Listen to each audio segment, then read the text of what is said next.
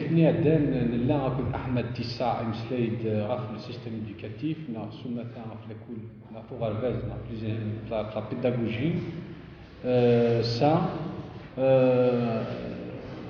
نفرض دي ثمغليني كادينا تكوال ثمغلين فسنان نا ان روغار سيانتيفيك سور ليكول هسا نكشم كواليغون نغالد غير لو رومان سيرفينا مدام مسا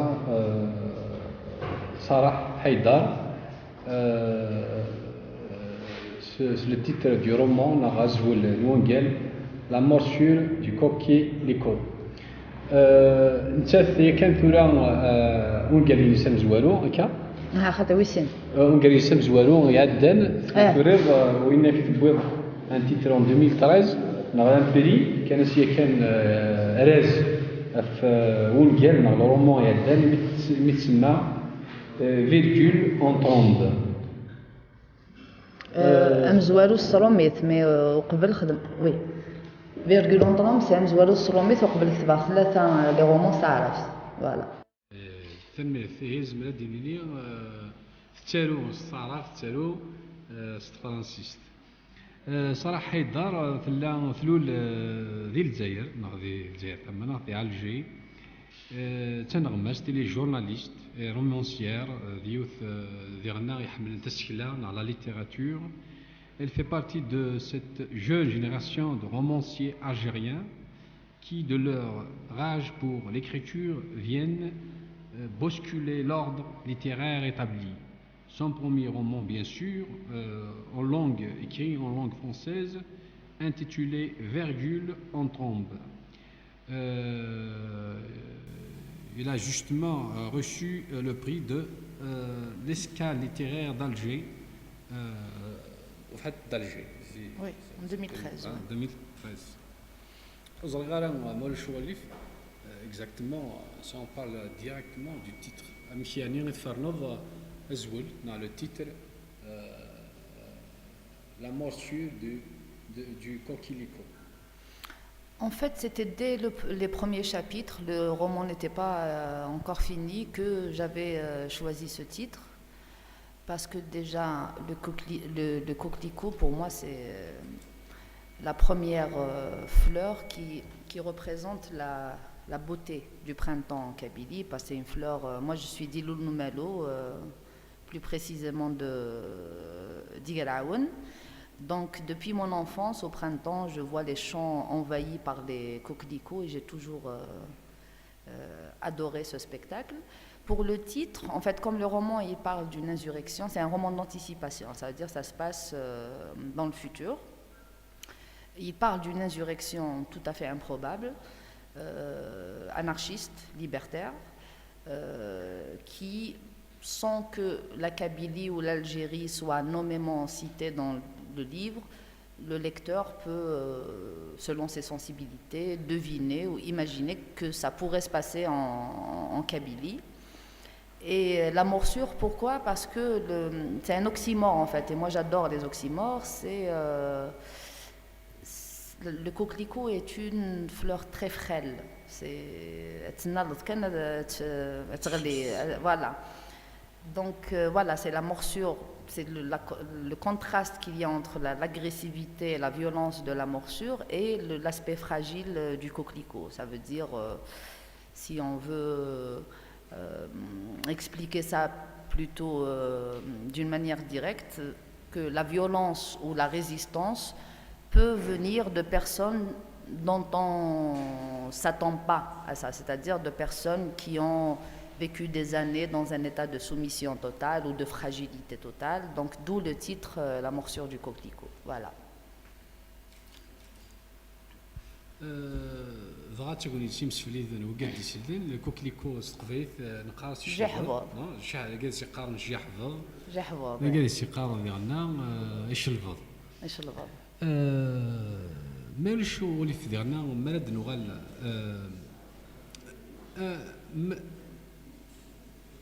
ما شو اللي في تخلوات تمثيليه راه خاطر شغل الصوتنون شغل الصوتنون داكي مول شو اللي داكيني غونغال الرومون امزونا كنتفرنض تمورت القبايل لا كابيلي انت ثريلين كيدني لكني ذكش رد لل ما الا كران تفرات سين ردك سي كوم سي vous avez choisi la Kabylie comme centre névralgique, point de départ pour le départ d'un changement, etc. D'un changement beaucoup plus politique, etc. Mais ça, c'est un point de vue totalement subjectif, parce que la littérature, contrairement au journalisme, à l'analyse politique, à la géopolitique, c'est un exercice totalement subjectif, qui obéit, selon moi en tout cas, en premier lieu à l'imaginaire. C'est-à-dire que là, je ne parle pas de l'actualité politique, ni d'un changement qui va forcément arriver, c'est une totale fiction. Pourquoi la Kabylie? Tout simplement parce que j'aime la Kabylie, c'est de là que je viens, c'est une région qui m'a toujours subjuguée, charmée, qui a suscité mon admiration de par son histoire de lutte déjà, de par sa culture, ses traditions, certaines, pas toutes.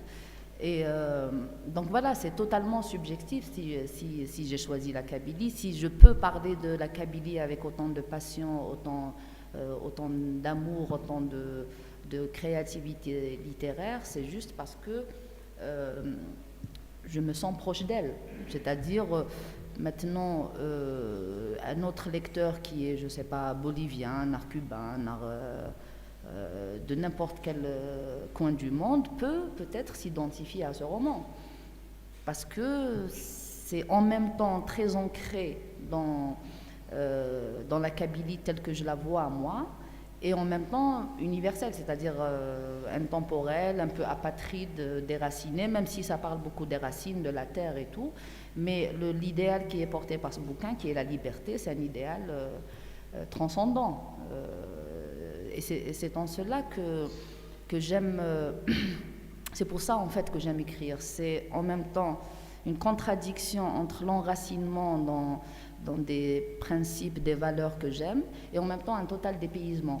C'est un voyage, c'est des pistes complètement dispersées comme ça, qui peuvent parler à n'importe quel type de lecteur, à condition que ce soit un lecteur qui aime aussi voyager avec la littérature, c'est-à-dire qu'il ne soit pas académiste ou conservateur littérairement et tout. Donc voilà, mais pour revenir à la Kabylie, oui, parce que on a beau se dire que il faut être citoyen du monde, il faut être ouvert d'esprit, oui, d'accord, mais après, quand on voit déjà le patrimoine de résistance de cette région, elle a toujours été une région, bon, même si j'aime pas trop le mot parce qu'il est galvaudé, elle a toujours été une région rebelle, c'est-à-dire le refus est une qualité intrinsèque à la Kabylie. C'est-à-dire non, c'est-à-dire même de la discussion qu'il y a de tous les jours, une discussion qui dit non, mais je suis d'accord. Mais je dis non d'abord, tu vois, c'est un peu épidermique chez nous. Et c'est en même temps attendrissant et c'est en même temps, ça suscite l'admiration aussi, cette promptitude au refus et à l'insoumission.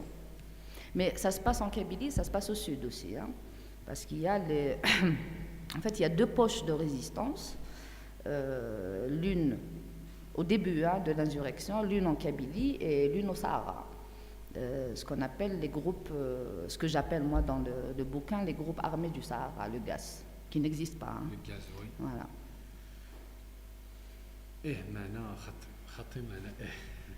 Donc, voilà. Pour les personnages, les personnages, la réalité,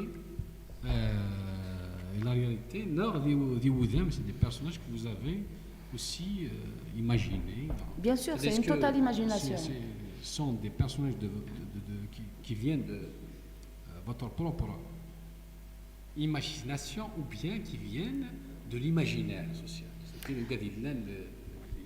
Ils viennent de mon imagination, certes, mais c'est-à-dire le type de personnage, on peut les trouver partout en Kabylie. C'est-à-dire il y a il y a Sifax, il y a Youva, il y a Mahmoud, il y a Damouhand, il y a l'oncle de l'un des personnages qui s'appelle Farhat, c'est un clin d'œil à Farhat et Mazir Nimoula.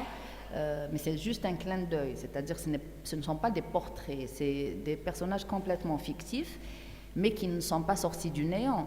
Il y a des traits et des caractères, disons, typiques que je retrouve en Kabylie. C'est-à-dire, je ne peux pas te nommer les personnages, peut-être que je ne les connais pas, je les ai croisés ou je les ai rencontrés le temps d'une discussion, un truc comme ça, mais ils sont typiques. C'est-à-dire, tu sens, tu flaires la Kabylie dans leurs discussions, dans leur gestuelle, dans leur visage.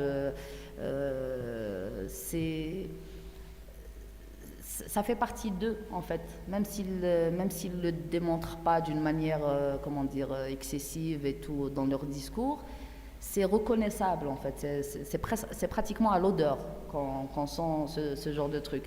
Mais bon, disons que les personnages de La morsure du coquelicot, c'est des personnages complètement... surlignés, exacerbés. C'est-à-dire, il faut dire que c'est des personnages qui prennent les armes. Hein. On ne parle plus là de lutte pacifique et tout. C'est une insurrection armée contre l'État. Maintenant, un lecteur algérien ou kabyle ou Terguin, Archaoui, il peut s'approprier le livre et se dire oui, ça parle de l'Algérie et tout, sauf que nommément, ce n'est pas cité. Donc, ça peut se passer n'importe où dans le monde. C'est-à-dire, quand je parle du Nord, le Nord, généralement, dans pratiquement tous les pays, c'est le Nord, le centre de l'État central, il est pratiquement toujours dans le Nord. Je ne parle pas de la présidence, je dis le palais impérial. Et même les violences qui se passent, qui sont racontées dans la morsure du coquelicot, n'existent pas encore dans la mémoire collective. C'est-à-dire même les violences sont exacerbées, sont poussées à l'extrême. Il y a des autodafés, il y a des lynchages systématiques de femmes, il y a des enfants arrachés à leurs parents pour être parqués dans des orphelinats, il y a des camps de concentration. C'est-à-dire vraiment c'est de la fiction. Mais chacun, comment il s'approprie le livre, comment il peut s'identifier. Et j'aime cette liberté donnée au lecteur. C'est-à-dire, je n'oriente pas le lecteur. J'aime qu'il prenne la même liberté que j'ai prise moi en écrivant le roman. En lisant le roman, on peut comprendre aussi que le roman est un roman autobiographique. C'est comme si l'auteur, il se met au centre du... Il est aussi personnage. C'est-à-dire l'auteur, il est intrinsèque au texte. Oui, il y a un personnage d'auteur, mais ce n'est pas moi. C'est-à-dire, ce n'est pas une autofiction, ce n'est pas une autobiographie du tout. En fait, La morsure du coquelicot, c'est un roman dans un roman. En fait, c'est ce que j'aime moi aussi, les jeux littéraires à l'intérieur, les labyrinthes et tout. Énerver un peu le lecteur, le pousser à se perdre dans des méandres comme ça, purement stylistiques, cela dit. Mais il n'y a rien d'autobiographique dedans, sauf peut-être ce que j'ai mis de mon amour et de ma passion pour l'écriture déjà et pour la Kabylie ensuite. Mais il y a effectivement un personnage d'auteur. Cela dit, le roman, il est d'abord polyphonique, c'est-à-dire qu'il n'y a pas de personnage principal. Chaque chapitre est raconté par un personnage différent. Ça aussi, ça fait partie de la liberté que je veux, de la respiration déjà que je veux donner au récit, à l'écriture, parce qu'un roman avec un narrateur unique, c'est toujours étriqué, c'est toujours un peu étouffé. La polyphonie est choisie pour des raisons stylistiques d'abord, et puis pour la liberté que je veux donner au lecteur aussi. C'est-à-dire qu'ils ne se sentent pas orientés et manipulés, disons, par un seul point de vue. Il y a plusieurs points de vue, parfois contradictoires, mais qui servent, en fin de compte, c'est vrai, qui servent un but, le but du récit, c'est-à-dire c'est un but d'abord esthétique, et ensuite c'est un propos politique aussi qui ressemble à une utopie. C'est pour ça que c'est une totale fiction, c'est-à-dire... Maintenant, justement, par rapport aux mots, les mots, je ne dis pas les concepts, mais je dis les mots.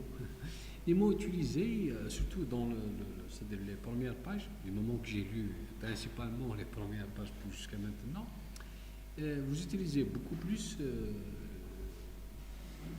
les mots qui sont tirés du registre du libido, obsession, fantasme, c'est d'autres. Oui, c'est vrai, parce que déjà l'un des propos essentiels du roman, c'est de dire que la Terre elle-même a besoin de cette insurrection. Et la Terre, elle a besoin de ça parce que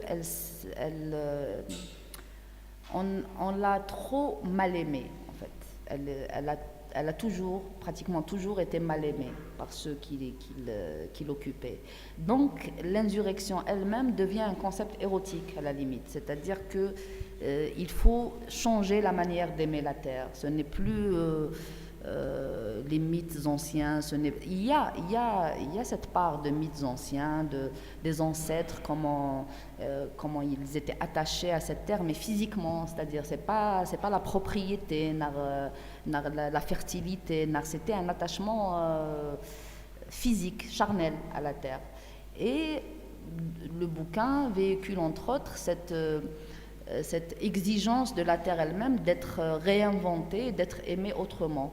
D'où la profusion de termes, tu dis toi libidineux, moi je dis érotique, sensuel, parce que je pense que elle a besoin d'être réinventée et d'être aimée d'une manière différente. Voilà. Justement, c'est-à-dire le roman, il est beaucoup plus un roman d'engagement, un roman politique, mais aussi un roman d'anticipation. C'est-à-dire, en quelque sorte, on imagine d'ici 2021,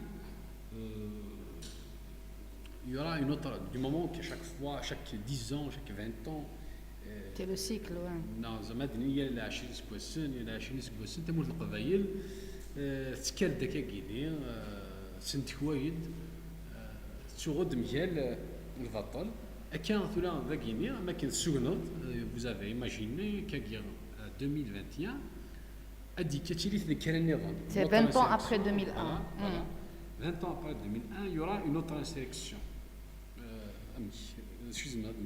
Non, je n'ai aucune idée de ce qui va se passer en 2021 ici. Hein. C'est-à-dire qu'il ne faut pas dire que c'est de la prédiction en art. C'est juste, encore une fois, une fiction littéraire.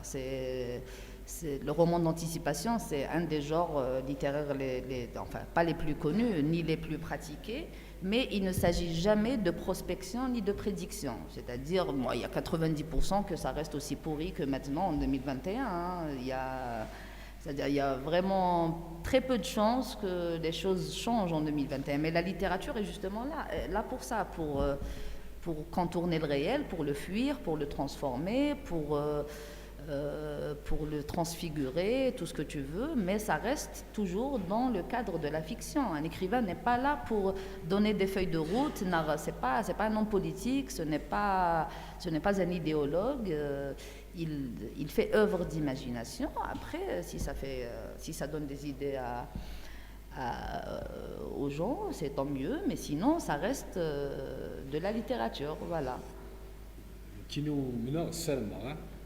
كان 2021 تتفضل كلاش ديال 2021 شتينا تتفضل كلاش ديال 2021 ماشي الكلاش خاطر اللي انا الكلاش النظام تكتيوين فيها ساكيني مكاديني منو يبدل ينالنا نسالم كان 2021 تبدل ستالويت ستيوين الا طراد نوفشكي شبع ربي ثالي تيجين لا يفوك طراد نوفشكي ثالي تيجين لا يكن ما الا نبغى تنسيوض غير تيركالنا طراد ذاكيني دغا لو رومون ونقال نتسكلا لا ليتيراتور ما بغا ما نعدي الديبا دغا فرصه تاكويت دا عمر يوحل يغرا ونقال ديال ستلقيت نزرق على ما إلا عاطفك ذا تقسيا سويسي يزمر ندو غرزات دوك سكاسين غادي الديبا يقول قال لي ضاع وقاعد يتسنى تاوينين يلتي كل تسنينين وقاعد مسفرين لنا ثنمات نون إمين يتسلي ميدنا يلتي كلت وكا أولا دا كس السي غاس ميكرو كيني غتسلم ويلي تابع راديو تاوينين خاطر لا نبني الامور نسن. Alors, en lisant le roman, ça me fait rappeler quand même quelque chose. L'exproprié de Tal Jaoud, c'est écrit, c'est à peu près le même style. Sauf que vous, il y a une chose, vous aimez les virgules. Et virgule, un instant virgule, et Mohamed parle virgule. Donc c'est à peu près pourquoi tout ça. Et puis dans le roman, il y avait question de liberté. Les Algériens, ils sont assoiffés de liberté. Il y a aussi l'insoumission. Il y a la justice, l'injustice. Pensez-vous que les Algériens, ils sont vraiment assoiffés de liberté? Ils veulent être libres. En regardant depuis 62 jusqu'à maintenant, il n'y a que des pouvoirs dictatoriaux, des tyrans qui nous gouvernent. Alors que jusqu'à maintenant, il n'y avait pas de vraies insurrections pour vraiment faire tomber le pouvoir en place. De Boum Diana Bouteflika, c'est le même système. Et puis les Algériens, ils s'en foutent pas mal. La seule région qui pousse un petit peu les choses, c'est bien la Kabylie. Et puis aussi, j'ai remarqué aussi une chose, les noms, les noms des personnages. Mohand, Mahmoud, Youva, Giga, et puis aussi Maynouz. Maynouz, ce n'est pas un nom propre. C'est quand même c'est une nouveauté, c'est quelque chose de nouvel. Hein.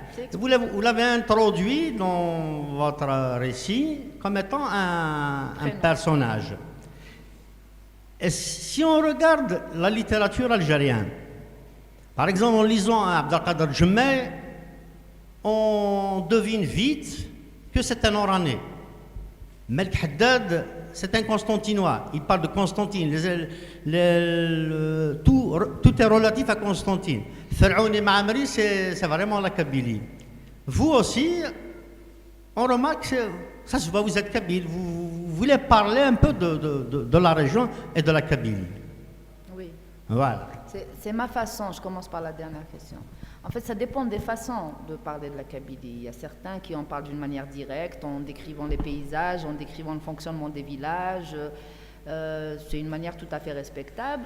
Moi, je préfère en parler d'une manière, disons, métaphorique, d'une manière indirecte, d'une manière, disons, subtile.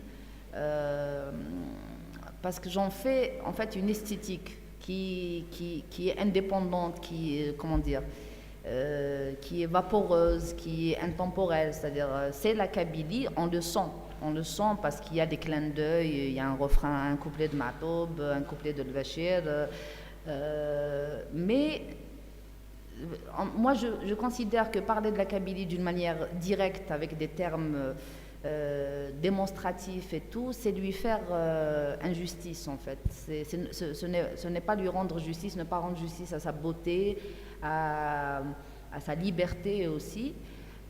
Donc voilà, moi, ma manière d'en parler, c'est qu'elle soit présente dans le fond du texte, mais qu'elle ne soit pas dite, disons, trivialement, voilà, ou directement.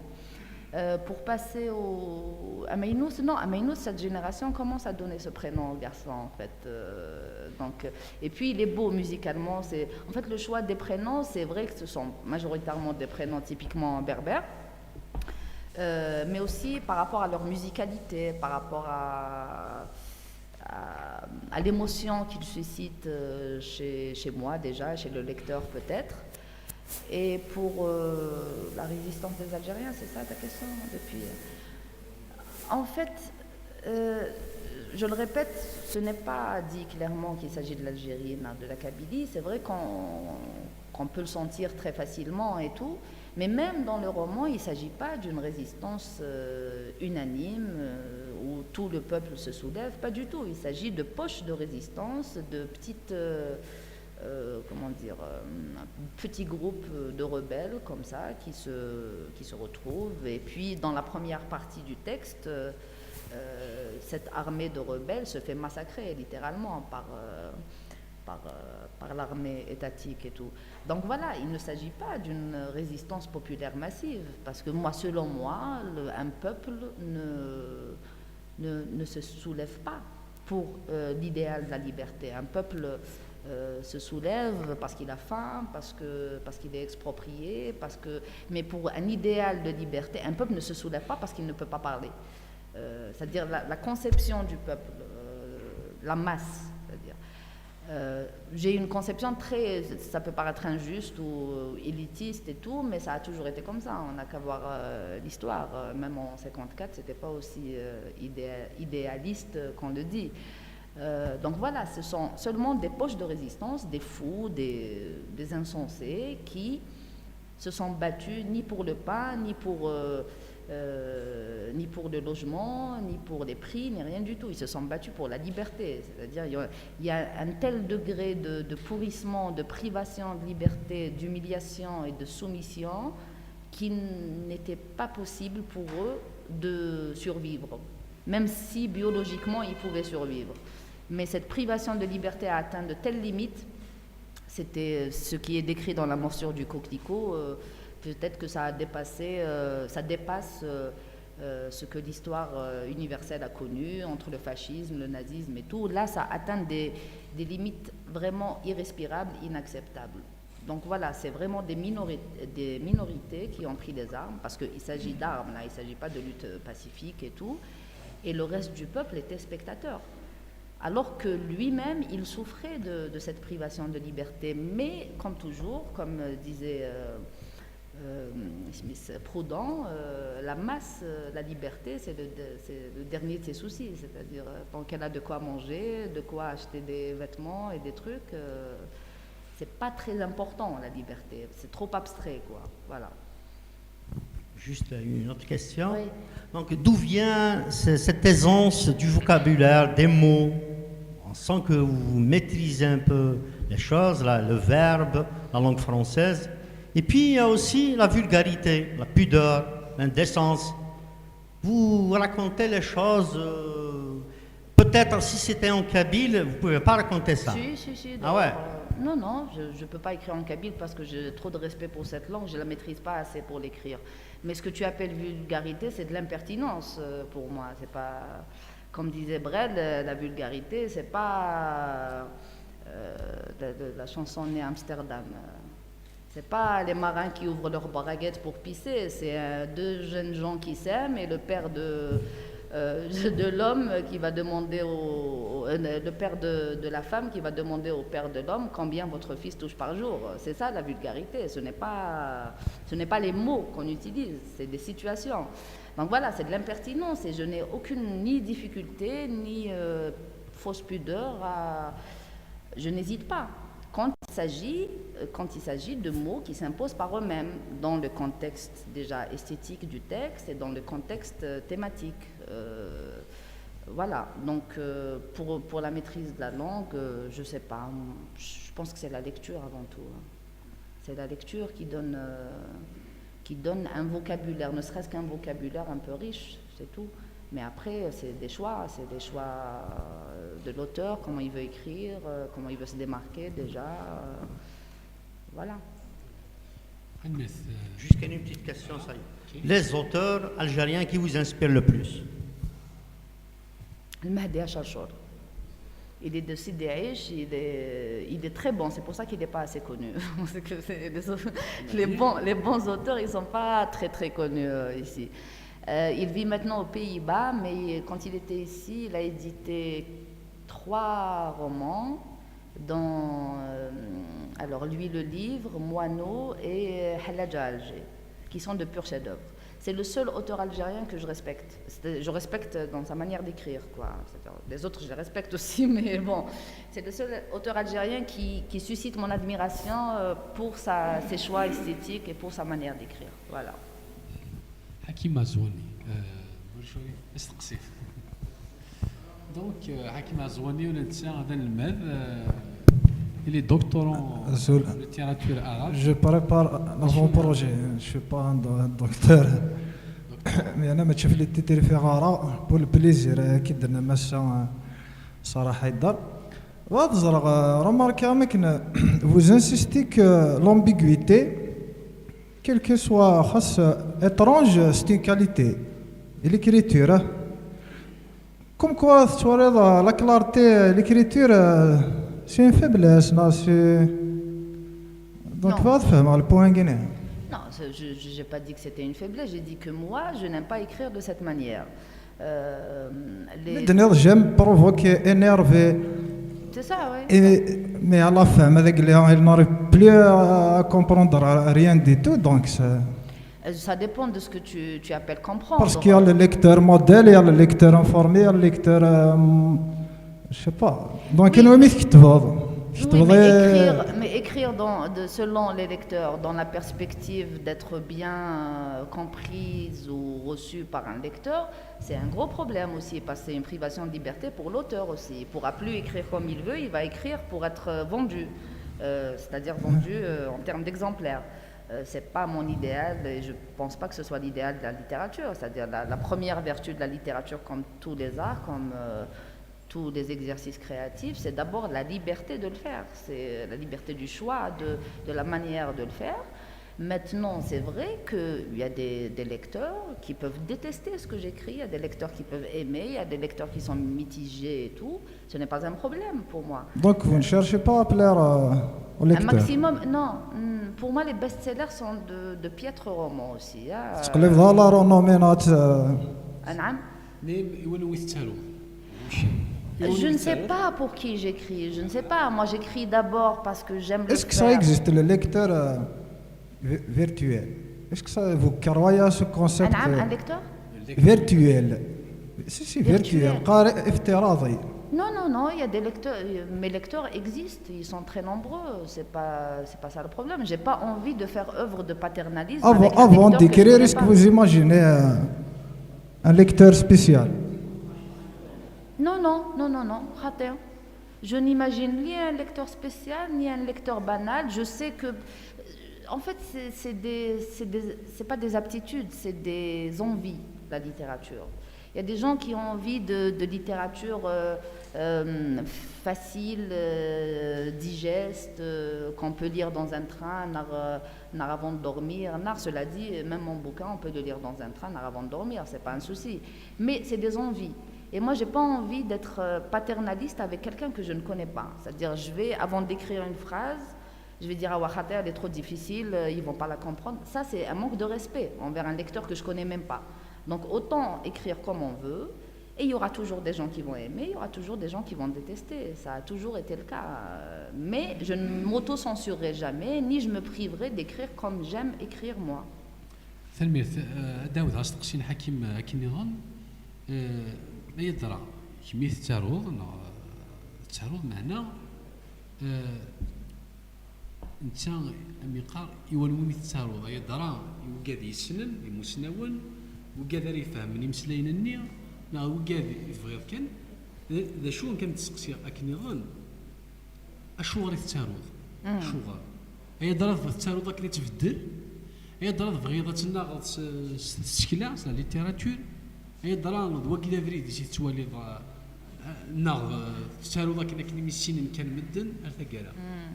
Ça, c'est l'éternelle question de la littérature et je ne pense pas qu'il y ait des écrivains qui ont répondu d'une manière convaincante à cette question. Pourquoi écrire? On ne le sait pas. Moi, je ne le sais pas en fait. C'est vrai qu'il y a un bon fond de vanité dans l'histoire, c'est-à-dire j'écris et je sors ce que j'écris, je le publie. Donc il y a un exercice assez vaniteux, il y a une part de vanité dans ce que je fais, mais ce n'est pas tout. C'est-à-dire pourquoi écrire, c'est une question quasi existentielle. Je ne pourrai jamais répondre à ça. En fait, pendant l'écriture, on est disputé entre plusieurs états d'âme contradictoires. On ne peut pas, on ne sait pas pourquoi on le fait. Souvent, c'est très fatigant, c'est très prenant, ça sape le moral. Souvent, physiquement, c'est éprouvant. Mais c'est une jouissance incomparable. Donc voilà, c'est très ambigu. Voilà. Parfois, donc, dans la réponse globale, on écrit pour des besoins esthétiques. littéraire. Entre autres, mais c'est des besoins aussi psychologiques, tout ce que tu veux. C'est تلميذ ولا شو هو اللي في استقسي غنقالونك مسح كيما نقالو استقسينا نقالو قريب انا كني امشي كنفهمها بلي لا تيوري نيم بودلير لا تيوري دو لار بور لار نا بور بليزير استيتيك مي لي زوتور الجيريان مرة دوبوي فرعون معمري سورتو كاتب ياسين على فان ميمي نقليت التياتر جيسبيغ راك موالي غنجور ميم كي يكتبوا التياتر سي بلي بروش دو بوبليك دونك كي جو بليتو ماركسيست l'auteur me dit le défend pas une cause finalement je vois pas pourquoi il sait. Peut-être qu'il y a une cause que je défends, mais elle n'est pas exprimée d'une manière directe, dans un discours direct. C'est la forme en fait. La littérature, c'est avant tout un art. Dans un roman, il peut y avoir une il peut y avoir un discours politique, il peut y avoir tout ce que tu veux, mais c'est la manière de l'écrire qui importe, parce qu'il ne faut pas dépouiller la littérature de sa vocation artistique, il ne faut pas en faire un speech politique, il ne faut pas en faire un tract, il ne faut pas en faire un article journalistique, ni un reportage, ni une chronique. La littérature, c'est la littérature, et on doit un minimum de respect à la littérature. Et le contenu, il peut y avoir tous les contenus qu'on veut. C'est la forme et c'est l'effort esthétique et stylistique qui compte avant tout. C'est tout, il ne faut pas materner le lecteur ni le sous-estimer au point de lui écrire des phrases simplistes, scolaires et tout, voilà. Mais la cause, oui, bien sûr, il y a toujours une cause à défendre dans un roman, ne serait-ce que littéraire. Donc,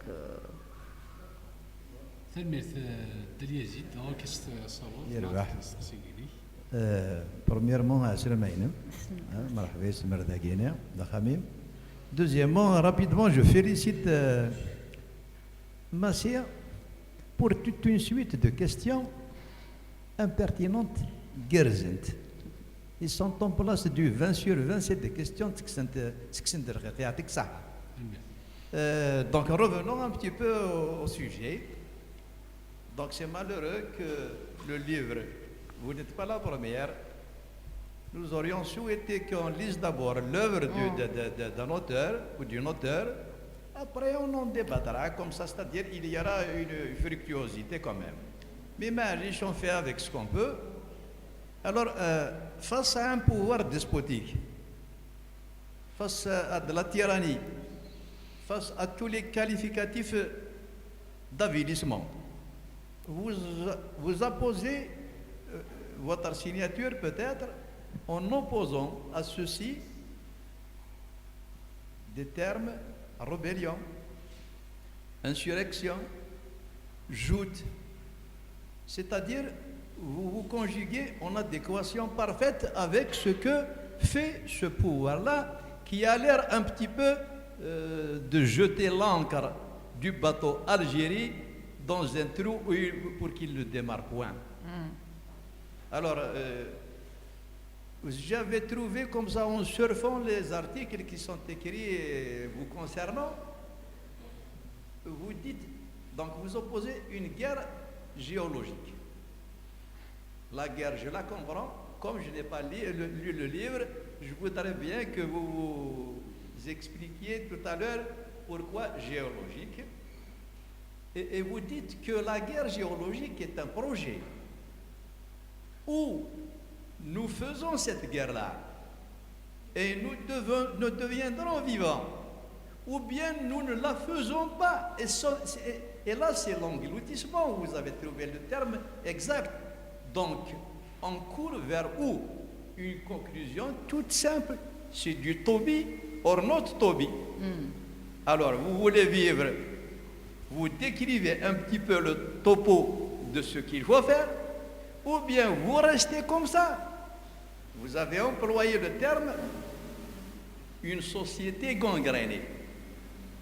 Je voudrais bien que vous expliquiez aussi, est-ce qu'elle est gangrénée parce que elle a fauté, donc active, elle a agi sur elle-même, ou bien elle a été conjuguée à l'état passif. Elle a tout subi d'un acteur qui lui faisait mal. Parce que vous dites que la soumission est mortelle. Et actuellement, la société est soumise. Alors, vous concluez par quelque chose d'extraordinaire qui a quand même c'est métaphorique. Si c'est vous qui l'avez écrit, vous disiez les autodafés ou mourir livres et enfants. Il ne s'agit pas uniquement d'une extermination physique. Même s'il y a quelque chose qui va rester, quelque chose de vivant, de résiduel, on a tué la matière nutritive, qui est le livre.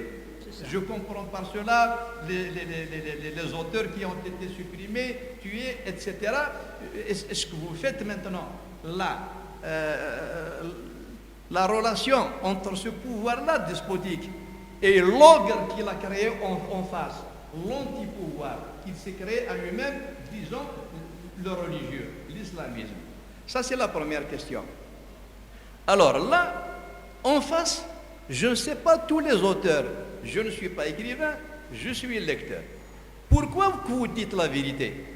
Et à la fin, lorsqu'il faut prendre des responsabilités, vous vous dérobez. Parce que, je cite une phrase, une très belle phrase de vous. Vous dites, nous ne sommes pas les vengeurs. De quoi? De l'avant-apocalypse. Il y aura apocalypse. Alors, nous ne sommes pas les vengeurs de l'avant-apocalypse, ni porteurs d'une fausse utopie. Et elle m'a subjugué cette phrase. Alors, mais, vous faites une implication directe, qui est quoi? Vous dites, nous allons faire quoi? Dériter le possible, sortir le pensable. Est-ce qu'il y a impensable? Est-ce qu'il y a moyen de dérider lorsque nous sommes face à la mort? Moi, je n'y crois pas. Je voudrais que vous vous attardiez un petit peu là. Et la question qui se pose pour jumeler ces deux questions-là, parce que vous parliez de Kabylie, c'est Massi qui m'incite à parler de Kabylie, je l'avais oublié, merci. Est-ce que vous interrogez la société, entre parenthèses, elle est gangrénée, ou bien vous lui intimez l'insurrection? Je peux répondre? C'est-à-dire, est-ce que vous interrogez la société? Ou bien vous voulez lui dicter l'insurrection? Et la dernière des dernières, je la pose à vous et à tout le monde. Dans l'état actuel des choses, la Kabylie est la fenêtre, la seule fenêtre par où passe l'oxygène pour tous les auteurs. Ouais. Pour les journalistes, pour les bons auteurs, même pour les scribouillards. Est-ce que il n'y a pas un risque? Je ne parle pas à vous ni de vous maintenant. Je parle des prochains et de certains qui sont passés par ici. Est-ce qu'il n'y a pas un risque de transformer la Kabylie en une arène ou un odéon où se joue tout le tragicomique? Je vous remercie. Non, je suis perdue là. Donc, pour la dernière question, c'est ni l'un ni l'autre. Ni j'interroge la société, ni je lui intime. Il ne faut pas faire porter à l'écrivain plus qu'il ne peut porter. Oui, le contenu, toi, vous avez pris des extraits qui ont été cités dans le quotidien d'Orange, je crois. Maintenant, si vous voulez bien, je peux lire l'extrait en entier parce que c'est vraiment dans ce que vous venez de lire, c'est un mélange entre métaphores,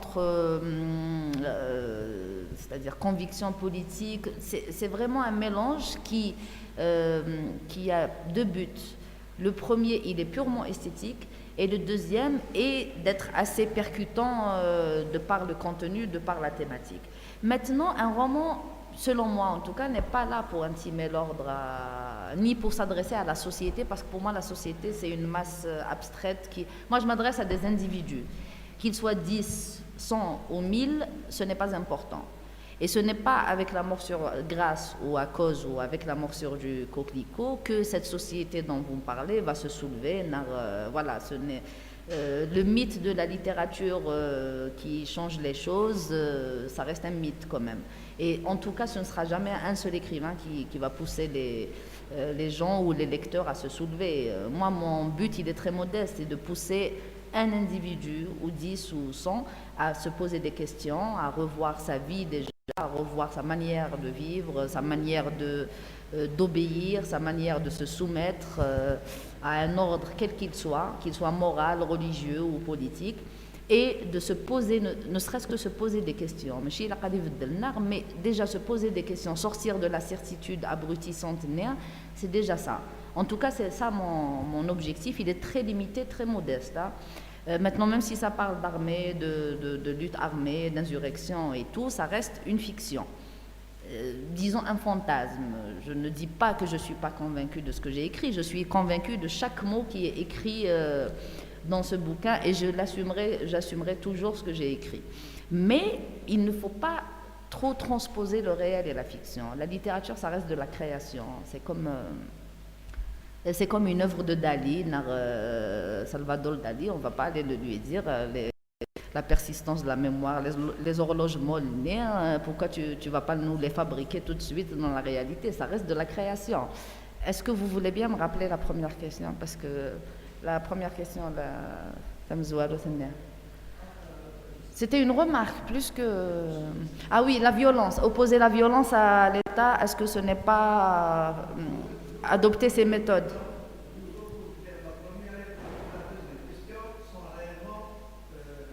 Des remarques. ولا شو اللي كاش كنصور اليوم لكن يرناس توزل كان لكن J'ai voulu signaler un petit peu le paradoxe qu'il y a entre, je vous ai dit, un pouvoir despotique, de la tyrannie, donc de l'vatr. Que faut-il opposer face à ceci? Vous opposez quelque chose, sincèrement, moi, qui me plaît. Parce que c'est un courage d'écrire. C'est un courage de donner des mots à sa plume. Et c'est un courage de les transcrire sur du papier. Vous en avez, je vous en remercie. Mais on relève quelque chose. D'un côté, vous opposez ça. C'est pour ça que j'ai dit exister ou non exister. Si vous existez, c'est comme ça. Si vous n'êtes pas comme ça, vous allez mourir.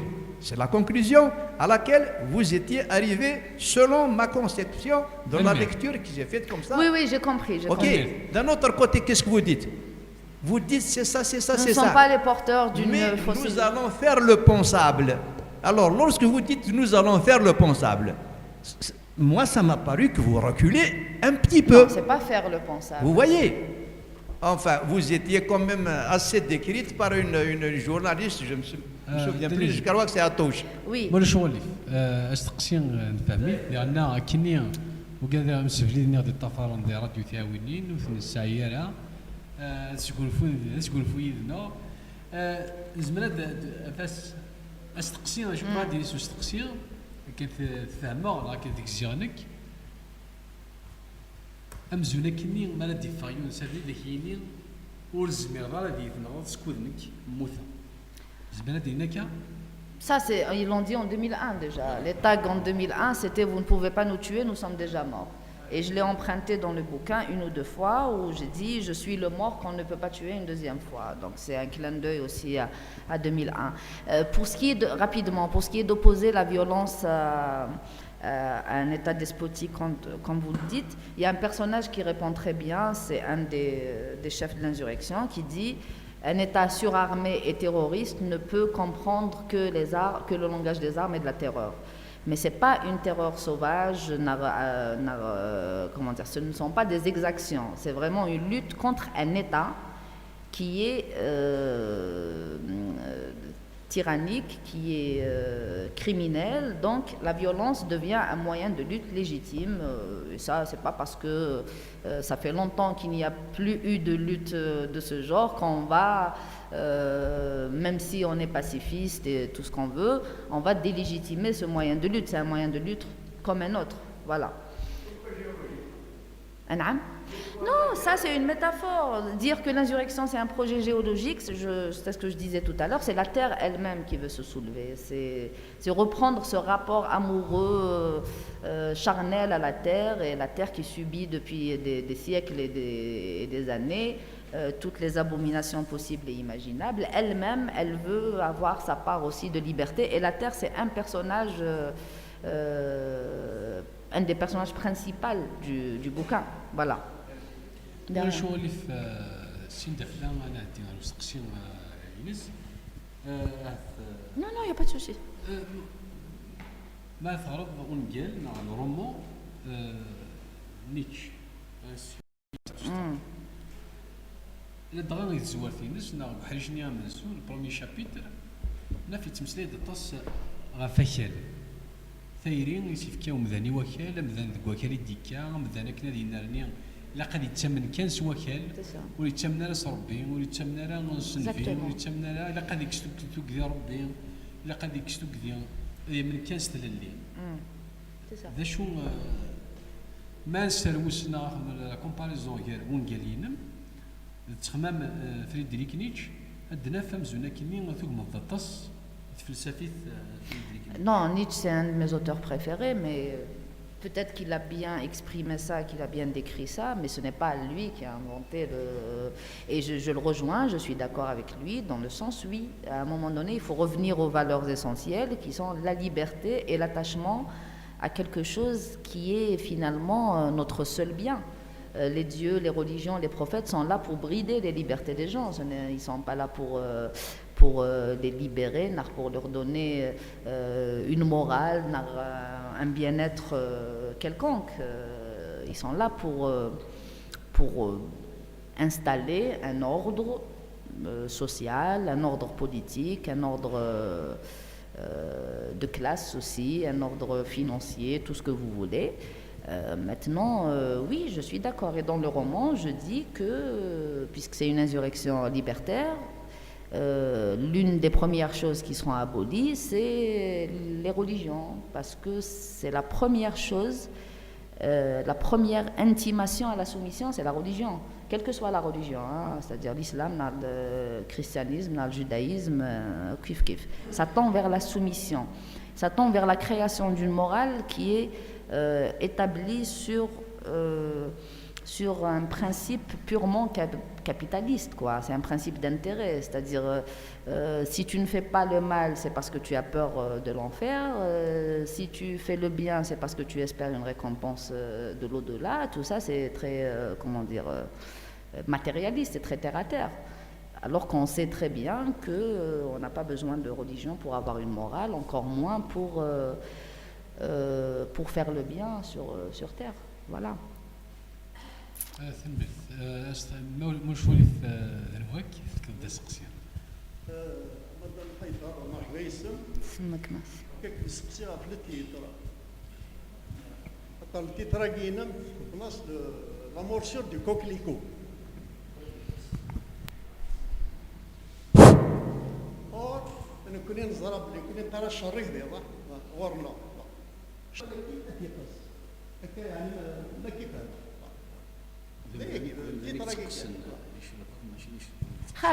Ça c'est une simple métaphore, je l'ai expliqué au début, peut-être que vous n'étiez pas là.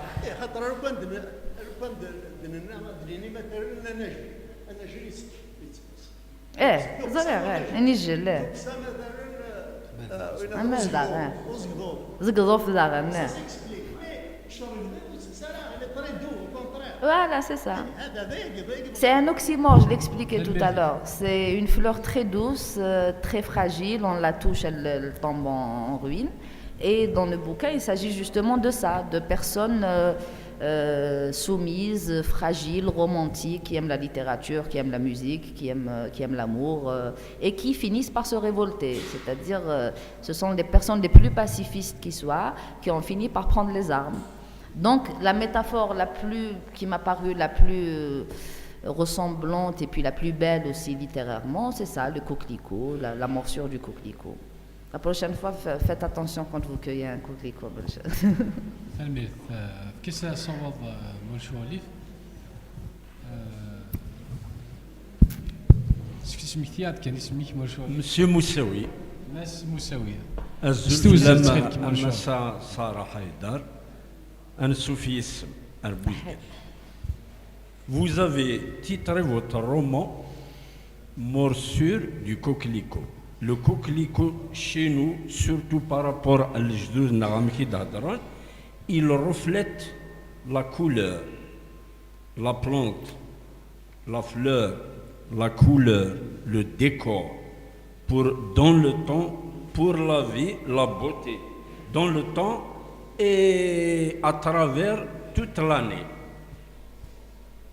Est-ce que votre vision par rapport à la nature en comparaison avec la vie sociale, politique et économique, les conséquences de tout ce qui est contraire à cette beauté, à cette vie, à cet équilibre par rapport à la vie au niveau de la Kabylie, particulièrement et en général au niveau d'Algérie, le reflet et les conséquences de la violence, du terrorisme et de la dictature. Malgré, il y avait toujours espoir de la vie pour un équilibre, pour un espoir, pour une vie meilleure. Donc ma question, quel est votre espoir, votre conviction, votre vision pour un modèle de vie et un modèle de société que vous défendez? La deuxième question. À travers vos propos, vous m'avez cité que j'aime pas en Kabylie, elles sont claires, c'est toutes les traditions et les coutumes liberticides ou misogynes, ou voilà, je vais pas les énumérer, on a plusieurs. Mais j'aime aussi ces traditions de partage, cette notion de liberté individuelle, même si elle ne concerne que les hommes, de respect de la vie privée des autres, de séparation, même si elle est infime entre le religieux et la vie publique, par exemple. Maintenant, les aspects négatifs, ils sont innombrables. Toujours cette notion d'honneur qui est toujours rattachée à une partie du corps de la femme. C'est-à-dire tout ça, c'est un mélange très vicieux entre traditionnalisme archaïque et entre islamisme, parce qu'on le veuille ou pas. On a beau dire l'islam kabyle, il est particulier et tout, mais il a tous les torts de la religion, c'est-à-dire il n'échappe pas aux torts intrinsèques à la religion. Pour votre première question, c'est le modèle de société. Je ne sais pas si j'ai un espoir de ce modèle de société, parce que je vois des choses que moi j'ai fait pratiquement, sur 48 wilayas, j'en ai fait 30, allez. Vraiment, je tape au maximum. Moi, je crois que c'est une vingtaine, quoi. Et j'ai fait notamment un trajet par bus de Alger à Tindouf, un voyage qui s'est étendu sur 3 jours. Et donc, j'ai vu un peu... Et j'ai séjourné dans d'autres wilayas et tout, dans d'autres régions. Mais ce que je vois en Kabylie, qu'on le veuille ou pas, est unique, en fait. Je ne l'ai même pas vu chez nos amis les Chaouis, ni au sud d'ailleurs, alors que je suis plusieurs fois partie au sud, j'ai séjourné longtemps là-bas. Ce que je vois ici, ce n'est pas, comme diraient certains chauvins de chez nous, ce n'est pas la perfection, on n'est pas le peuple élu, loin de là, on est plein de défauts, on jette des canettes de bière dans un paysage magnifique, on salit notre propre entourage, mais il y a des germes en fait. Et ces germes, il faut les nourrir, il faut les entretenir, il faut les protéger. C'est tout. Pour aboutir, ce n'est pas un modèle de société, un minimum de société équitable, société qui respecte les libertés de ses membres, société qui respecte la créativité, la diversité des croyances, des convictions, qu'elles soient religieuses ou politiques ou culturelles, ou voilà. Donc maintenant, pour remplacer une unicité et un chauvinisme étatique par un autre chauvinisme qui a la seule différence.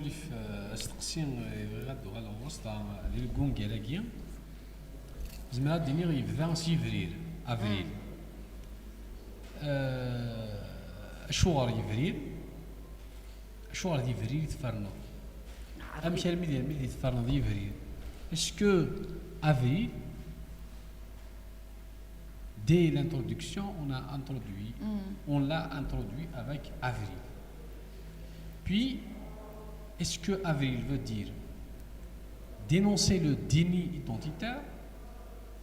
Est-ce que Avril veut dire la Kabylie se positionne d'abord comme région qui s'oppose au central à cause de Avril, à cause de son identité culturelle et linguistique, etc.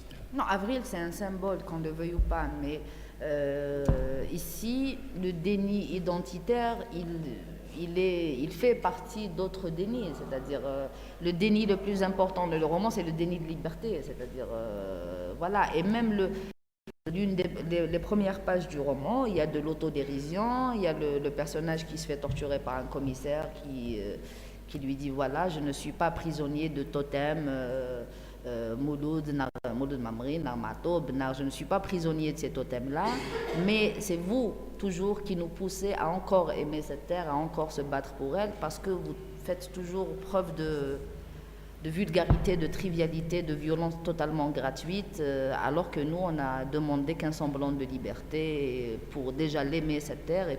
Donc le choix d'Avril, comment dire, ce n'est pas fortuit, bien sûr, mais ce n'est pas le propos central du bouquin, c'est-à-dire Avril, je commence avec ça, mais c'est aussi parce que c'est le printemps, ça représente, ça métaphorise tout un tas de choses. Mais c'est vrai qu'Avril, chez nous, ça a son poids et tout, c'est en partie par respect à toute cette mémoire-là qui est charriée par ce mois que j'ai commencé le roman par ça. Voilà. moi الشغل في الدنسلي واش تقسيم الطوط خاطر تيلاوين تضعف انت سونيا. مسكاسيه القوال Ouais. غير ما ولي Oui.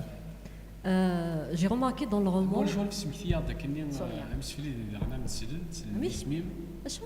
سميتي هذا هذا صغير. دلوقتي مول شغل Sonia. سونيا سونيا Oui. Et à un moment, voilà, remarqué, il a romané qu'il y a plusieurs voix. En fait, tu as fait parler le bourreau, la victime, attends, c'est les témoignages de Et à un moment, on a une sorte d'empathie. À un moment, je me suis dit, la victime, il y a les bourreaux qu'on toujours les mêmes, jamais de changer. C'est ça, prévisible. Mais moi, j'ai senti que même le discours ni les victimes, je me suis dit, même quand nous les victimes, c'est toujours les mêmes discours, les mêmes trucs. Donc, c'est critiquable. Voilà. Oui. Cette façon de faire parler le bourreau et la victime, parce que le bourreau, à un moment, on la sentait victime. Est-ce que c'est un moyen de dire que finalement, tout le monde est victime? C'est pas forcément ça, c'est juste un moyen d'éviter le manichéisme. Et le manichéisme dans la littérature, comme dans le cinéma, dans toutes les œuvres de création, m'ont toujours horrifié. C'est-à-dire les méchants d'un côté, les gentils d'un côté, ça c'est infantiliser le lecteur, c'est simplifier, c'est faire dans le simplisme le plus total. Donc, c'était déjà pour ça. Et puis, il y a des situations complètement surréalistes dans le bouquin. C'est-à-dire, il y a un commissaire qui, après avoir torturé un des insurgés, commence à lui chanter El Vachel Bouchlar, tu vois un peu. Donc, c'est tout à fait pas crédible du tout, ni vraisemblable, ni rien du tout. Mais d'avoir donné tout un chapitre au commissaire pour qu'il parle, c'est déjà souligner son humanité. Voilà. Parce que cette histoire les gentils sont innocents, sont des anges, et les méchants sont des monstres, ils viennent d'une autre planète et tout, j'ai toujours détesté ça, je trouvais ça d'une imbécilité pas possible. Donc voilà, c'est un humain avant tout, voilà, qui a des contradictions, qui a des paradoxes, qui pourrait même avoir un combat intérieur. La nuit, il peut s'en mordre les doigts de ce qu'il vient de faire, et le lendemain, la journée, il reprend la routine, quoi, parce que c'est son travail. Voilà, c'est parce que je voulais pas faire aussi dans l'angélisme, c'est-à-dire des insurgés qui sont des êtres parfaits, qui sont et certains de nos amis Kabyles ont tendance à le penser aussi, qu'on est des êtres parfaits. Et les méchants sont des monstres brutaux, sans aucune graine d'humanité. C'est pas intéressant. Déjà, littérairement, c'est pas très intéressant. Et psychologiquement aussi, si tu construis des personnages comme ça, tu as des personnages complètement plats, tu n'as pas de relief dans le roman. Voilà, c'est des exigences avant tout littéraires, tu vois.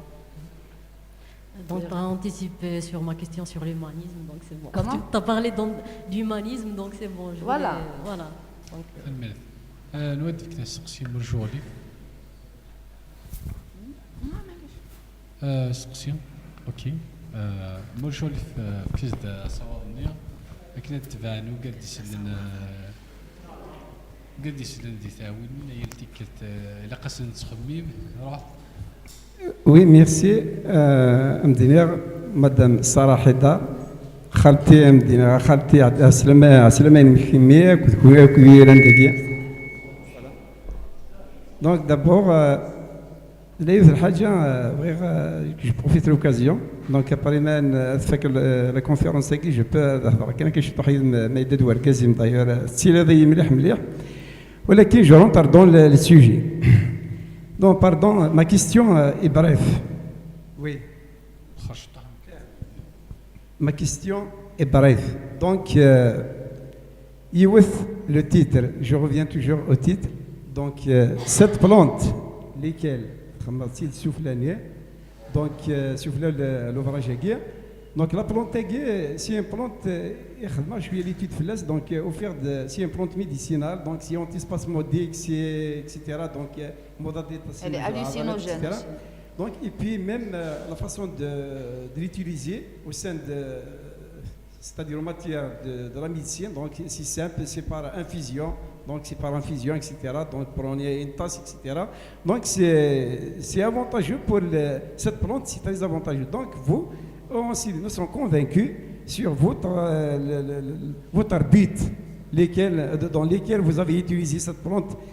C'est pour juste parler indirectement et pour encore de plus nous identifier. C'est-à-dire c'est pour identifier notre le patrimoine ou notre civilisation. Par voilà, comme il a dit mon ami là-bas, c'est-à-dire physiologique en quelque sorte. Le savoir-faire. Voilà, c'est le savoir. Donc, ma question, vraiment, le débat très chaud. Pourquoi? Parce que l'occasion d'aujourd'hui, il a le livre, le titre, il a un débat très chaud. C'est-à-dire, tu vois, c'est-à-dire une chose qui est dans la question et non ça. Donc, scientifiquement, le fonctionnement du corps humain, donc, il se compose de l'amour et de la haine. L'amour et la haine, c'est des phénomènes naturels qui se reproduisent par multiplication. Donc, dès ma naissance, je suis très choqué, moi, quand j'entends et je remercie tous ceux qui ont contribué. En matière de littérature surtout, donc je vous remercie tous, américains, guinéens, en Algérie, mais dès la naissance d'un enfant, je commence par moi-même, je ne me sens pas amoureux de mon pays. Comment que je pourrais arriver à atteindre l'objectif du nationalisme qui est mes parents, ma commune, mes voisins, mes cousins. Comment que je pourrais comment je peux aimer mon pays et la société. Voilà, merci bien. Non, là c'est l'antinationalisme qui est dans ce bouquin. Ça ne parle pas d'un amour pavlovien, automatique qu'on porterait à une abstraction qui s'appelle une nation.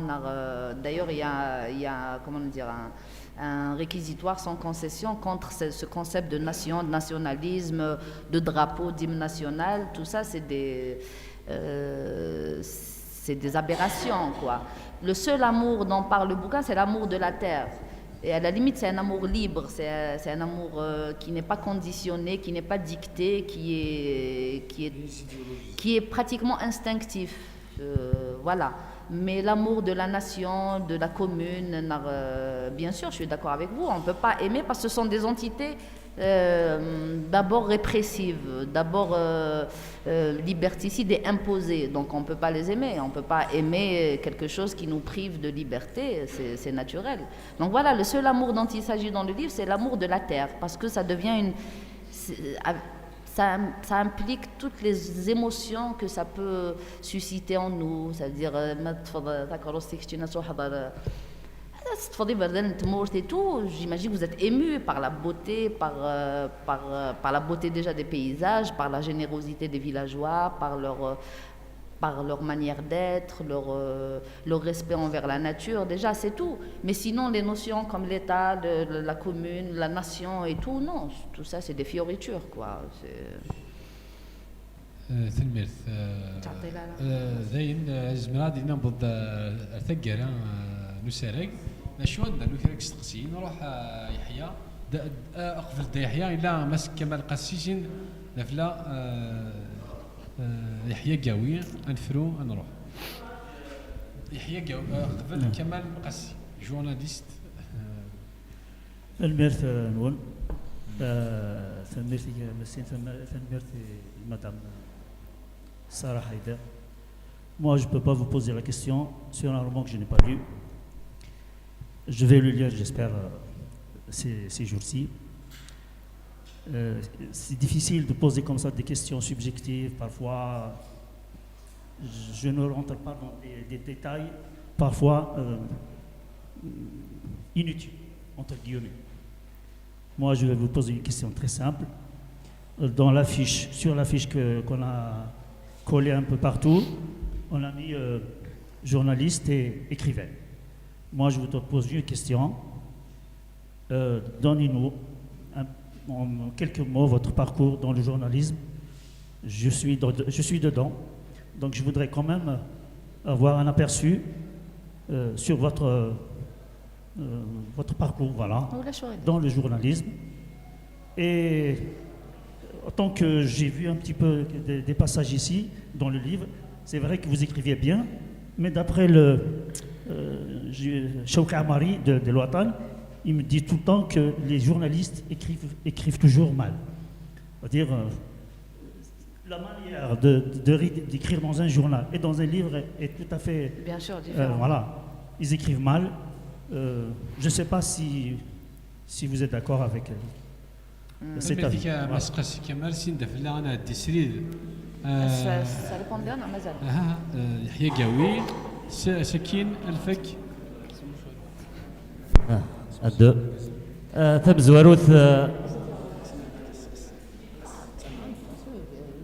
ثم زواروث الدنيا الزول ضم قران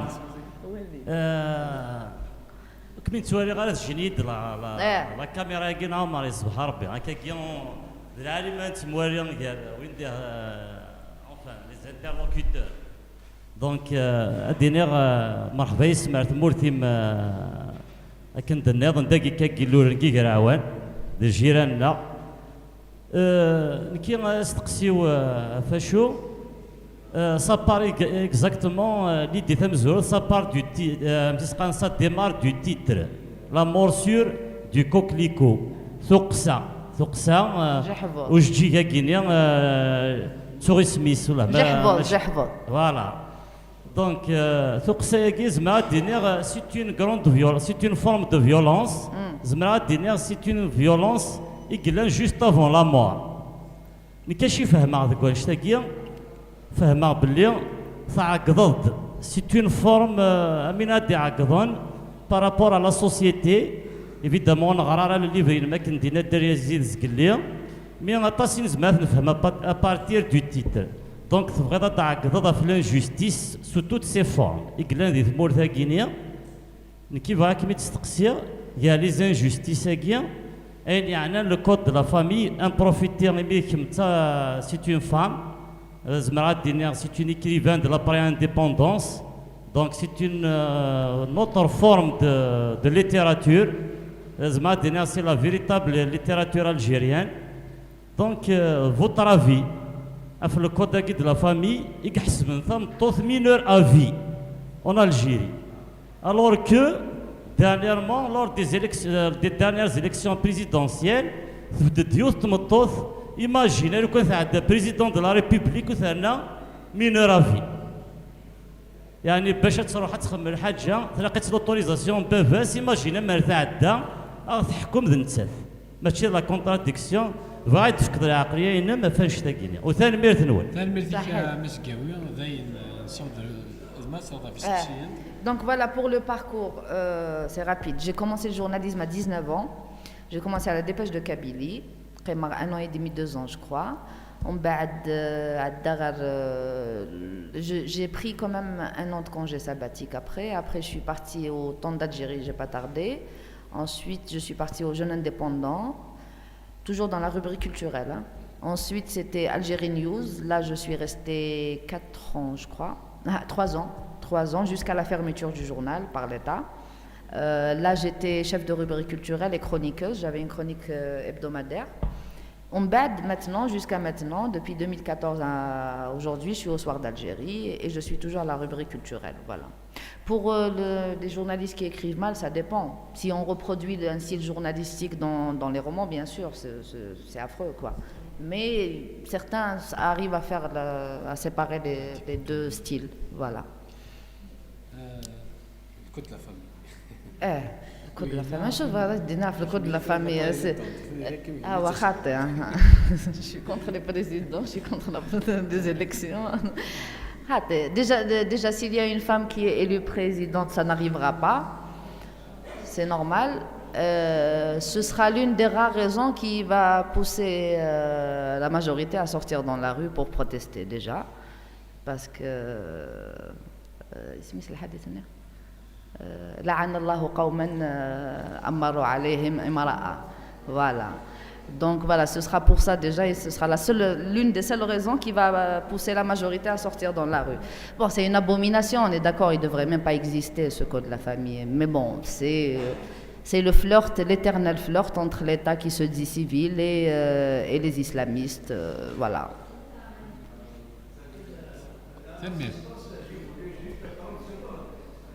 30 secondes. Ils sont tellement malins, justes et futés, qu'ils ne peuvent pas parce qu'il a parlé de la subjectivité, il a posé la question un peu subjective. C'est le mérite. C'est le mérite.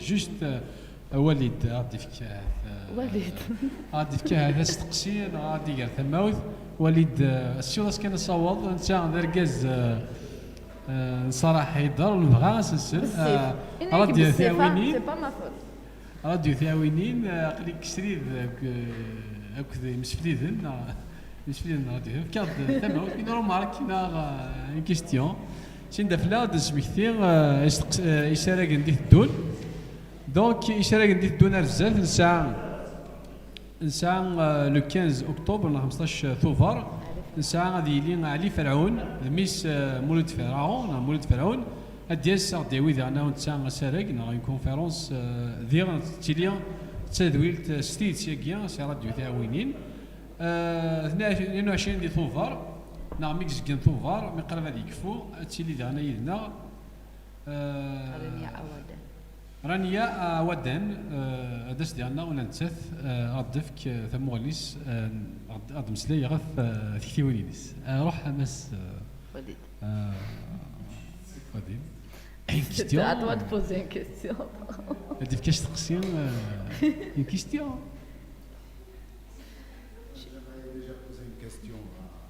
Une remarque. À mon épouse, dont je suis très fier.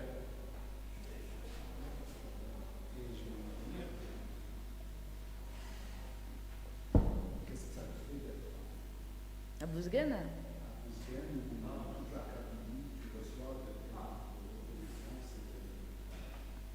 Ça me fait beaucoup de bien, je suis émue, je suis très émue. Quand je suis émue, j'utilise de l'ironie en fait, parce que j'aime pas exprimer l'émotion directement. Et pour mon premier bouquin en français, j'ai fait en fait une seule conférence en kabylie, c'était à l'occasion des racontars. Cette fois-ci, depuis la sortie du bouquin, c'était la mi-Oteknéen. C'est la deuxième conférence que je fais en Kabylie. La première, c'était à Oukas, à l'invitation du Café littéraire d'Aoukas. Et la deuxième, c'est ici, et je suis très émue, je suis contente. Et pour moi, c'est 1000 fois mieux et plus gratifiant que ce que j'ai pu faire dans les centres culturels, c'est-à-dire centre culturel français, dans les ventes dédicaces des Alger, c'est-à-dire au beau milieu de la capitale et tout. Pour moi, ça, ça me fait, voilà, ça m'émeut, et puis je suis vraiment contente d'être là, voilà. تلميذتك تلميذ الون داكور داينا قلع قبل نصوت ثقهرا ونوسكاسي نساعة غنف كراز هي التي وين تمدو غراز ينفقاونينس زرغالا الساقي ولد ياسناسي في كراز هي أدس مسس كدراز le cadeau, d'accord. L'association. Sonia, adresse cadeau. Sin dafla خدمت la photo du groupe sin من ساكن نخدم vente dédicace. دا أحمد يغنى يساع أرز دا مزيان un petit cadeau يبغي يمثل زغرس المهم مقوار ثنمية نوقات دي تفارنا راديو ثاوينين ثنمية نون ارتيكل تنظن اردور دون اني لي احمد دا احمد ديال ستيغنا غازدي في كرازينس هي غار ذاك غار فير الكافي ليترار خاص داكور